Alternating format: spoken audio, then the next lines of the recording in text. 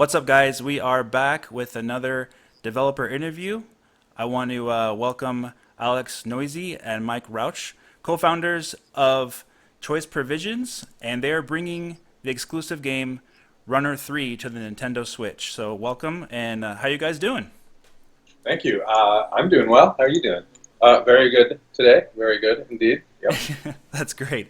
Now Thanks for having we just had last week the wonderful Nindy showcase for the Nintendo Switch, and you guys were the one of the forefronts there for the exclusive game Runner 3. So, tell me about your thoughts on bringing this exclusive to the Nintendo Switch. Are you excited, and are you planning for it and everything? What led up to this?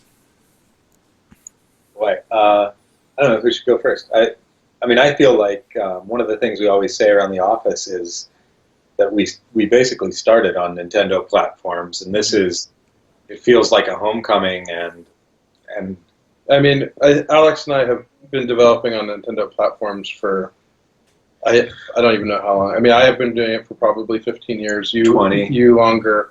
Yeah. So, I mean, and also on top of it, we're just kind of just like giant weird Nintendo nerds anyway. Yeah, me too. I mean, it just all makes sense. Yeah.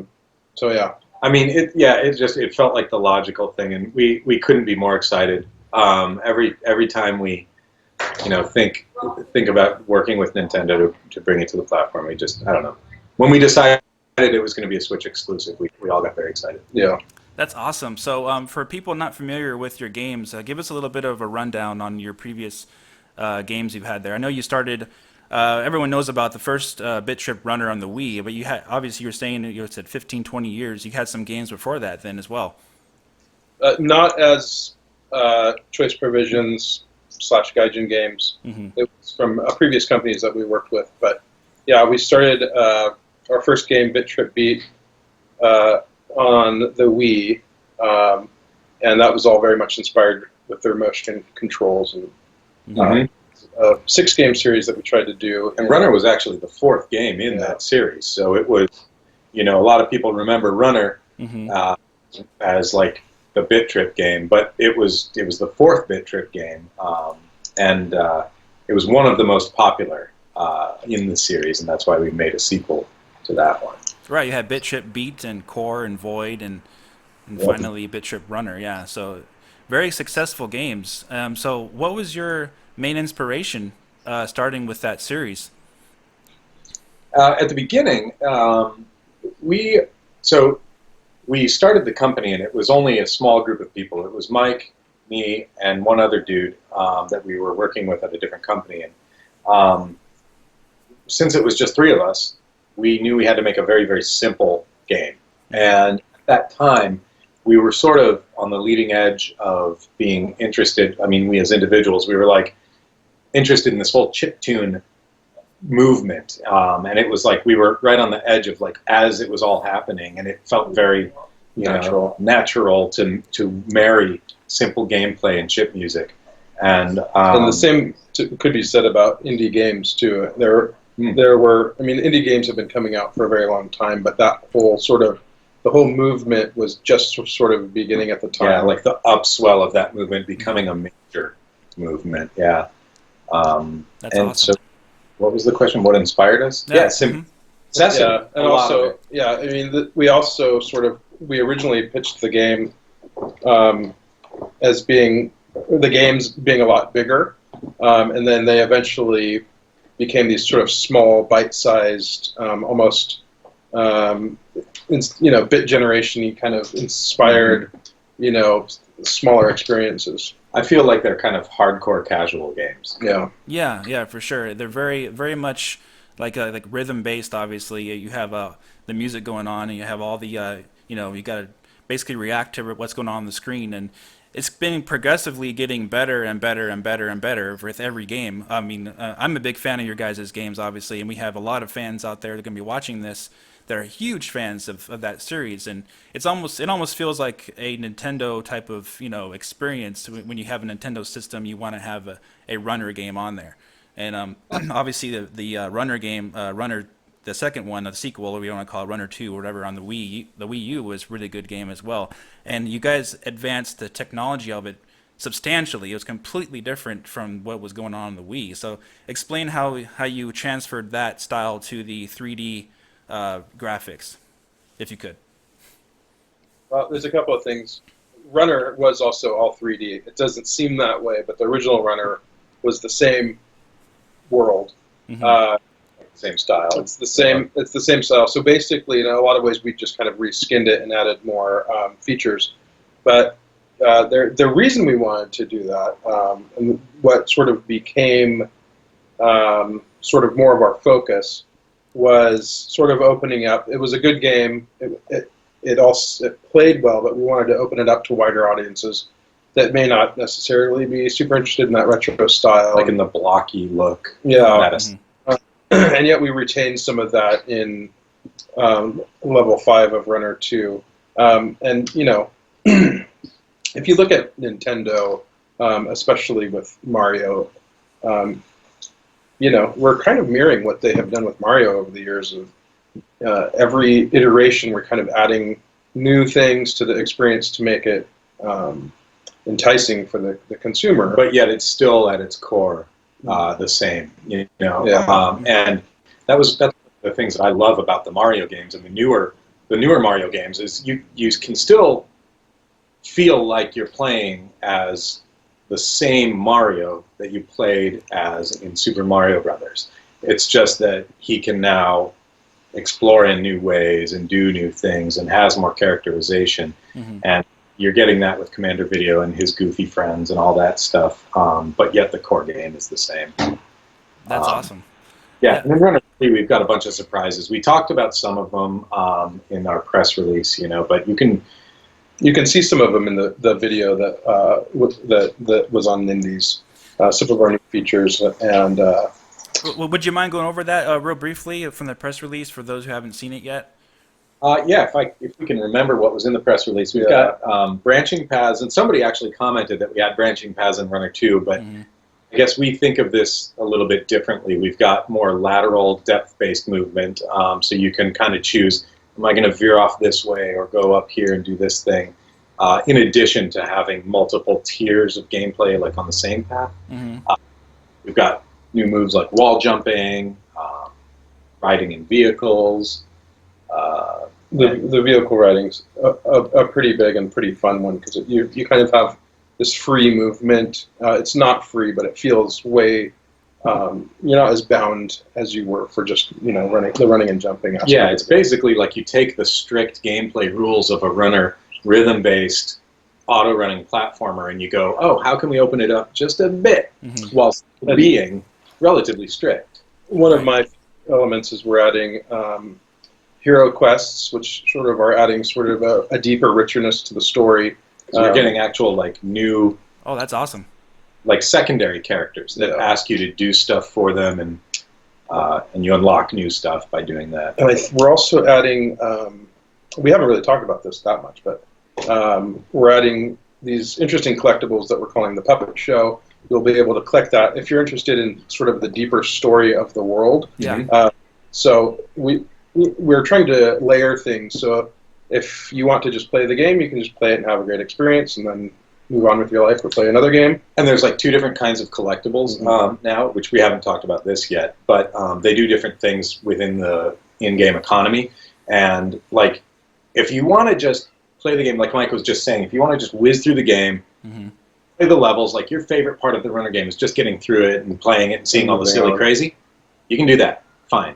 But if you want to say, oh, I want to get all the gems as well as all the gold bars because I unlock all this extra other stuff, you can do that, and the challenge there is much higher. And one of the things that Mike and I have always sort of come back to is how can we present a simplistic gameplay base and yet sort of add nefarious difficulty on top of that, but not necessarily that you have to do it. Like the original Bit Trip series was super difficult, and that was on purpose.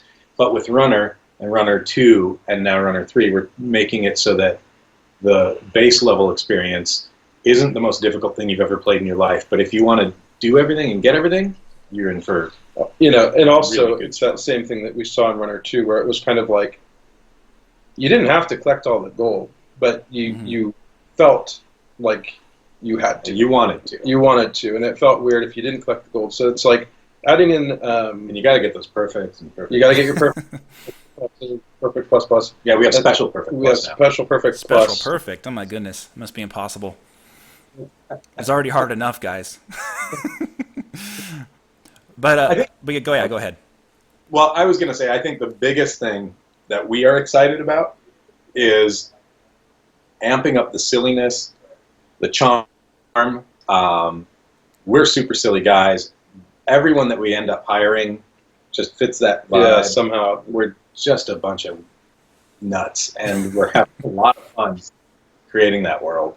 That's awesome. Yeah, you got something fresh going on in between the action, basically, right? And the story, furthers the progress of your game. Yeah, and one of the things that we were talking about is the game needs to be joyous and joyful. So there are moments in the game where it may not be the most difficult thing, or like it may not be difficult in the slightest. But if the player is having a joyous experience in that moment, that alone has value and is rewarding. And so the game is going to do a much better job, I think, this time around at having those peaks and valleys of, oh my God, I'm having frantic gameplay, and then, oh wow, what was that crazy thing? Yeah, and now I'm back to it. Or just even having a moment to look around and enjoy. Yeah, we've over the years we've talked to a bunch of runner players, and I kind of do little interviews and ask them questions and stuff. And one I think it's relatively humorous thing is people don't notice what's happening because they're so focused. It's not just on Commander Video, but they're focused like about a beat ahead of him. What to do is take that, which is great, by the way. I think it's really cool. But we wanted to take that and kind of like make it so the player could sit there and just run and jump or turn right, turn left, and kind of explore and soak up this world, this rich world that we have. Yeah, the levels are a little bit longer, and there's a little bit more room to take that breath. Like Mike was saying, that allows. So you go, oh, I can tell that I don't have to do anything frantic for the next, however long, and you can just sort of see what you're doing and make your choices, and then now Yeah, I remember in Donkey Kong Country Tropical Freeze, there was a ramp up in difficulty, and then there was that, like you talked about, a little, like a downtime as far as the difficulty was concerned, and then it got right back up again. I know it's a different kind of game, but I see you guys are really keen on getting that balance, difficulty, fun, and having the player stay attached to the game continually. Tropical Freeze, though, was very hard. Yeah, it was. I did like it. It's one of my favorite platformers. Yeah, it's really good. It's unbelievably beautiful. Yeah, it was. Now, as far as Bit Trip Runner 3 is concerned, I have the Switch in my hand right here. You guys can't see it, but friends at home can. Now, there's obviously a huge touchscreen on this thing, and a beautiful touchscreen. Do you have any plans of maybe being able to have an option to use that in portable mode at some point, maybe for menus or some kind of different gameplay aspect? I actually thought about this just last night, and I don't know how you feel. We haven't talked about it, but the challenge is once you dock that thing, and yeah, something for portable mode would be cool. There was a couple of things that we worked on we made a free iOS game and just put it out there. Bit Trip Run. No, Go Commander Video. Sorry, Bit Trip Run was Runner 2 on iOS. But one thing we did that I thought was really fun is we had a sign that went by, and if it would give you a surprise. A big crazy thing that said tap, and it's and it's all sparkly and distracting, and it's all. But it was fun because you'd have to take you out of the current gameplay state that you were in and make you do a different move. And you'd want it so badly that it was a cheap way to get you to distract yourself from your task at hand. You're just sitting there and you might be just rocking a vibe, just super good, and then this thing comes across the screen. You're just like, darn! You have to get it. Oh man. That would be really cool. There's that, and then the other thing I was thinking about is balloons that you could pop that would just be there for ridiculous reasons. Well, historically we've had the balloons rise when you beat the level. What if at the end of level. You just, however many you could tap was like your bonus score. But to answer your question remotely, we don't have any plans for it. We just made. But in terms, we just sort of made them. But in terms of menu stuff, I'll tell you from my personal experience, when you have a touch screen and there is no touch menu functionality, to me it's very frustrating because I'm always trying to do that. Zelda actually has a little of that. Some menus work touch, some don't. And I think you're more likely, in terms of Switch functionality, I think you're more likely to see from us something fun when you remove those Joy-Cons. Yeah. And I'm not going to say any more about that just yet. Something pops out of the screen at you. That would sound like you guys. Something cool. That's awesome. So, what is your ultimate goals for the release of this game? Like around fall time, right? And it's going to be around holiday or? Late 2017. We're not sure exactly when. If we had all the money in the world, we'd like to just hold the game until it's 100% perfect. So we're going to hold it as long as we can to ensure that it is the best experience around. But I think fall to holiday, somewhere. When December, as I think everyone knows, is always a rough time to release games because it's like, how do you get noticed? How do you guarantee? There's so many big games that come out, but my guess is definitely this year we'll see this. Yeah.